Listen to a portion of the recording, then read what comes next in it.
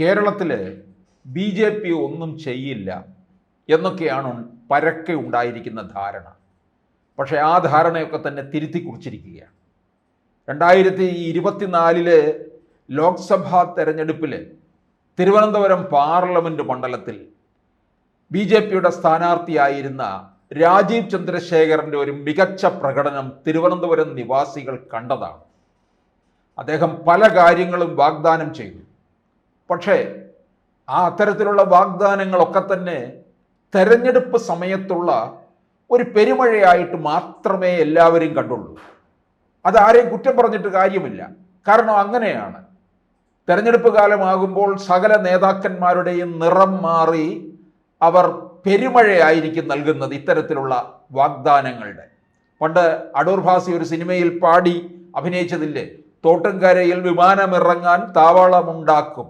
അങ്ങനെ നിരവധി വാഗ്ദാനങ്ങൾ, നടക്കാത്ത വാഗ്ദാനങ്ങൾ, മോഹന വാഗ്ദാനങ്ങൾ നൽകി നമ്മളെ പ്രലോഭിപ്പിക്കുകയാണ്. അതാണല്ലോ രാഷ്ട്രീയം. പക്ഷെ കാലം മാറിപ്പോയി. പുതിയ കാലത്ത് ഇതൊക്കെ എത്രത്തോളം പ്രാവർത്തികമാക്കാൻ ഇവർക്ക് കഴിയും എന്നുള്ളത് മനസ്സിലാക്കിയിട്ടാണ് വോട്ട് നൽകുന്നത്.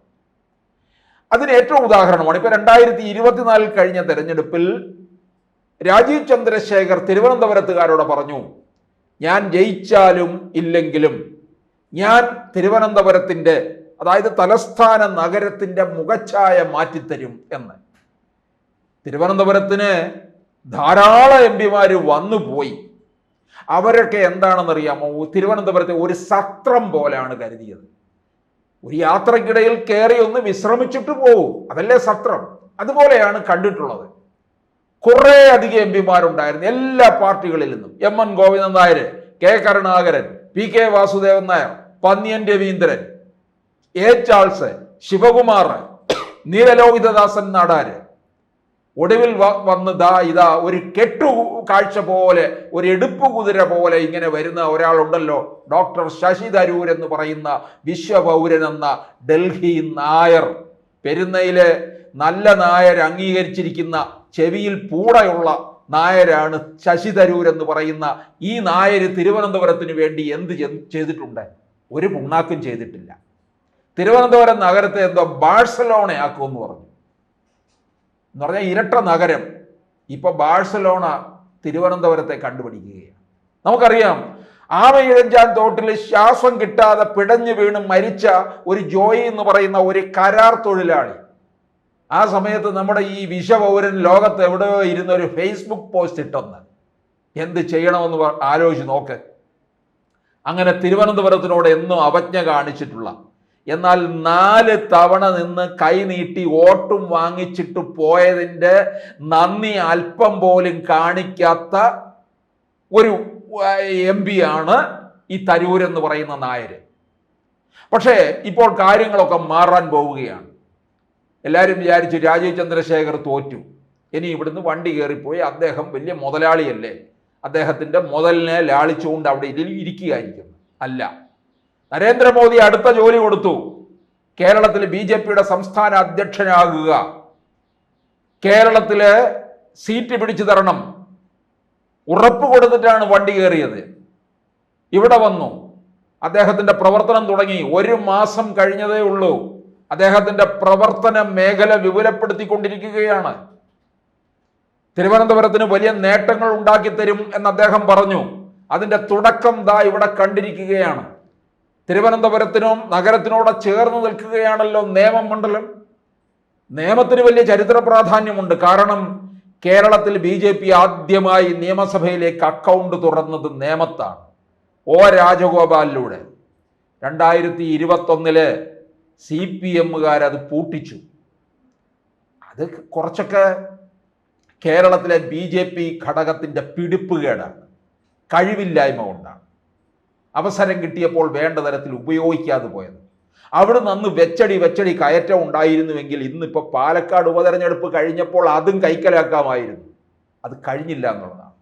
2016 1 നേടിയപ്പോൾ 2021 3 നേടണമായിരുന്നു. പിന്നീട് ഉപതെരഞ്ഞെടുപ്പിൽ, പാലക്കാട് ഉപതെരഞ്ഞെടുപ്പിൽ അതും പിടിക്കണമായിരുന്നു. അതും കഴിയാതെ പോയി. ഒടുക്കത്തെ വിഭാഗീയതയാണ് ആ പാർട്ടിയെ തൊലച്ചത്. അവിടേക്കാണ് ഇപ്പോൾ രാജീവ് ചന്ദ്രശേഖർ ഇറങ്ങി. രാജീവ് ചന്ദ്രശേഖർ പല കാര്യങ്ങളും അങ്ങോട്ടേക്ക് കേന്ദ്രത്തെ ധരിപ്പിച്ചിട്ടുണ്ട്. ദാ ഇപ്പോൾ കേന്ദ്രം കനിഞ്ഞു നൽകിയിരിക്കുകയാണ്.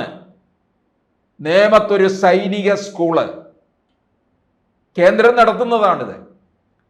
ഇത് പത്രങ്ങളിലൊന്നും ഒരു പ്രധാന വാർത്തയല്ല. ഓ, ഒരു സ്കൂള് കിട്ടി, അതിനെന്താ എന്നല്ലേ. അതിന്റെ നേട്ടങ്ങൾ ഇനി അറിയാൻ പോകുന്നതേ ഉള്ളൂ. നേമത്ത് സ്വകാര്യ ആയിട്ടുള്ള സർക്കാർ സ്വകാര്യ സംയുക്ത സംരംഭമായി നായർ സർവീസ് സൊസൈറ്റിക്ക് കീഴിൽ നിലവിൽ വരുന്ന പ്രഥമ സൈനിക സ്കൂളാണ്. തിരുവനന്തപുരത്ത് നേമം മണ്ഡലത്തില് നീറമൺകരയില് ആണ് അനുവദിച്ചിരിക്കുന്നത്. അതായത് ഇവരുടെ നീറമൺകര നായർ സർവീസ് സൊസൈറ്റിയുടെ കീഴിലുള്ള സ്കൂളിനോട് ചേർന്നാണ് ഈ സംരംഭവും കൊണ്ടുവന്നിരിക്കുന്നത്. ഈ സൈനിക സ്കൂള് തിരുവനന്തപുരത്ത് കഴക്കൂട്ടത്ത് മാത്രമാണ് ഇപ്പോൾ സൈനിക സ്കൂൾ ഉള്ളത്. ഇപ്പോൾ നേമത്തും കൂടെ ലഭിച്ചിരിക്കുകയാണ്. അപ്പോൾ ഇതിൽ നിന്ന് മനസ്സിലാക്കണം, രാജീവ് ചന്ദ്രശേഖർ പറഞ്ഞ കാര്യങ്ങൾ നടപ്പിലാക്കും. അദ്ദേഹം പറഞ്ഞത് ഞാൻ ജയിച്ചാലും തോറ്റാലും, എല്ലാവരും പറയുന്നത് ഞാൻ ജയിച്ചു കഴിഞ്ഞാൽ എന്നല്ലേ പറയുന്നത്. ഇവിടെ അതല്ല, ഞാൻ തോറ്റാലും. കാരണം കേന്ദ്രത്തിൽ നരേന്ദ്രമോദിയാണ് ഇരിക്കുന്നത്. ഇപ്പോൾ തന്നെ വിഴിഞ്ഞം രാജ്യാന്തര തുറമുഖമായി പ്രധാനമന്ത്രി പ്രഖ്യാപിക്കാൻ പോവുകയാണ്. എല്ലാ മലയാളികൾക്കും അഭിമാനിക്കാം. തിരുവനന്തപുരത്തുകാർ അഭിമാന പുളകിതരായി നിൽക്കുകയാണ്. ഇനിയിപ്പോൾ വരും, കോട്ടുമൊക്കെ ഇട്ട് നമ്മുടെ തരൂർ നായർ വരും അവിടെ കെട്ടുകാഴ്ച പോലെ വന്നിരിക്കാൻ. അദ്ദേഹം വരുന്ന ചില സമയങ്ങളുണ്ട്. തിരുവനന്തപുരത്ത് ആറ്റുകാൽ പൊങ്കാല നടക്കുന്ന സമയത്ത് അവിടെ ആറ്റുകാൽ ക്ഷേത്രത്തിന്റെ മുമ്പിലുള്ള പണ്ടാര അടുപ്പിലേക്ക് തലയിട്ട് നിൽക്കും, കോട്ടുമൊക്കെ ഇട്ട്. എന്നുവെച്ചാൽ താനുണ്ടെങ്കിൽ മാത്രമേ ഇവിടെ പൊങ്കാല നടക്കുകയുള്ളൂ എന്ന മട്ടിൽ. ഇനിയിപ്പോൾ വരും, വിഴിഞ്ഞത്ത് കെട്ടുകാഴ്ച പോലെ വന്ന് നിൽക്കും, കോട്ടും സൂട്ടും ഒക്കെ ഇട്ട്. ഇത് തൻ്റെ എന്തോ പിടിപ്പ് കൊണ്ട് നടന്നതാണ് എന്ന് കാണിക്കുന്നതിന് വേണ്ടിയിട്ട്. അങ്ങനെ ഇത്രയും കാലമായിട്ട് 4 തവണയായിട്ട് മത്സരിച്ച് ജയിച്ചു പോയിരിക്കുന്നതാണ്. തിരുവനന്തപുരത്തിന് വേണ്ടി ഒന്നും ചെയ്യാത്തത്. പക്ഷേ ഇവിടെ BJP സംസ്ഥാന അധ്യക്ഷനായി മാറിയിരിക്കുന്ന രാജീവ് ചന്ദ്രശേഖർ തുടങ്ങിക്കഴിഞ്ഞിരിക്കുകയാണ്. തിരുവനന്തപുരത്തിനെ എന്നല്ല, കേരളത്തിനെ തന്നെ മൊത്തത്തിൽ അദ്ദേഹം എടുക്കും. കേരളത്തിലെ BJP പാർട്ടി ഓഫീസുകളൊക്കെ തന്നെ സേവാ കേന്ദ്രങ്ങളായി മാറും. അതെന്താണ് ഈ സേവാ കേന്ദ്രങ്ങൾ എന്ന് ചോദിച്ചാൽ ചിലർ പറയും, അത് സംഘികളുടെ ഓഫീസ് എന്നല്ല. പ്രധാനമന്ത്രിയുടേതായ നിരവധി വികസന പദ്ധതികളുണ്ട്. അതായത് ജനങ്ങൾക്ക് പ്രയോജനപ്പെടുന്ന തരത്തിലുള്ള പദ്ധതികളുണ്ട്. ജനങ്ങളുടെ കൈകളിലേക്ക് എത്തേണ്ട പദ്ധതികളുണ്ട്. കിസാൻ, പ്രധാനമന്ത്രി കിസാൻ പദ്ധതി, പ്രധാനമന്ത്രി ആവാസ് യോജന, മുദ്രാ ലോണ്, ഇങ്ങനെ നിരവധി, ആയുഷ്മാൻ പദ്ധതി. ഇതൊന്നും സാധാരണക്കാർക്ക് അറിയില്ല.